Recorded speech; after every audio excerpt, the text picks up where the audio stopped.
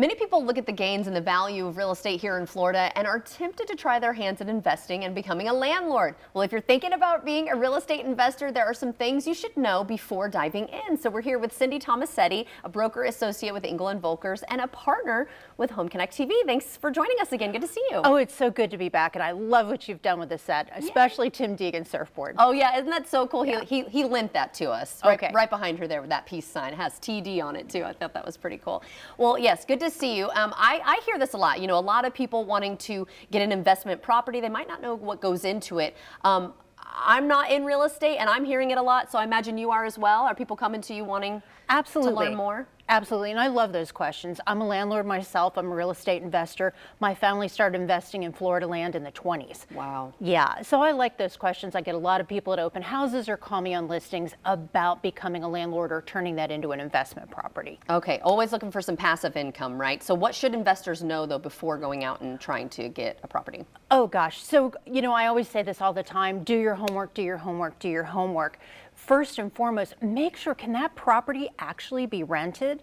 There was a horror story. It wasn't my buyers. Gosh. They almost got to the closing table. They found out that house couldn't be rented. So check with your municipalities. Municipalities sometimes have regulations about rentals. And then also look at the associations, the condo associations, the homeowners associations.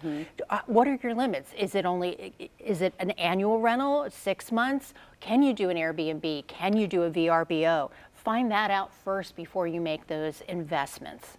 Yeah, because the neighborhood I live in, of course, you can rent out your home, but you can't. They do not want you to do Airbnb or VRBO at all. So that's interesting too. To your point, like I would have never thought, hey, you might not even be able to rent that home out. So that's good to know as well. And do people need a lot of money? I mean, we hear about no money down. Well, they do money, but they do need money, and I'm going to address that next. But the first thing I would tell them is they need to look at their profitability. Okay. So you need to look at what is your anticipated gross income, what kind of rent are you anticipating? Maybe that home's already been rented and you can look at the existing rent rolls, or do you need to do some neighborhood research, like maybe go out to Rent-A-Meter and find out. So you take your gross income, and then you've got to subtract your operating costs, and that is going to give you your net profits. Okay. So important things to look at. You always have hard costs. If you're not paying cash for that property, you're going to have to pay debt service. That's a constant.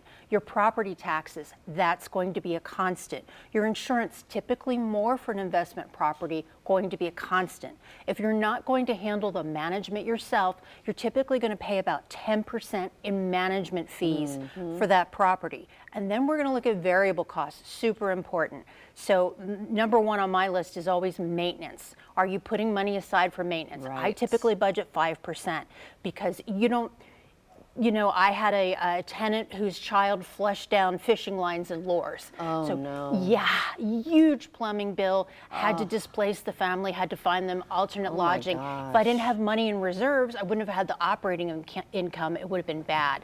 And then the other thing you typically need to budget for are vacancies, especially if you're looking at a vacation rental. How often is that property not going to be rented? Right. Do you need to keep money in reserves? So take your fixed cost, your variable cost, and then you see your net. And that might look pretty good. That could be as high as 10, 12% depending upon the property. Okay. If it's low, then maybe you want to rethink that particular property. Well, you've really thought of it all, and that's why we need the help, right? So sum it all up. What do we need to know before we get started again? So again, this is my drumbeat. Definitely education. Okay. And I'll tell you, one of the easiest and least expensive ways to get that education is here on the First Coast, we have Jack's RIA. That is a Real Estate Investment Association. If you're watching in Georgia, Georgia has RIAs too, Real Estate Investment Organizations. You can go, they have monthly seminars, they have classes, they have meetups at different parts around town, and you're going to build your team, people you need. Lawyers, are you going to put this in a land trust? Accountants, are they going to tell you the tax advantages or how to best manage that? Vendors, contractors, lenders. If you don't have money, where are you going to get the money to invest in that property? Right. So you can get all of that education typically at those organizations. And that website? So jacksreia.com. I think it's $20 a month to join Okay. if you want to join monthly, and then there's if you want an annual membership with more benefits. I think it's about $350 a year. Well, it's nice to have resources. Thank you so much Absolutely. for helping us out with that today. My pleasure. Things I did not think about. So make sure you watch Home Connect TV now on 7 days a week with hundreds of homes for sale on the First Coast.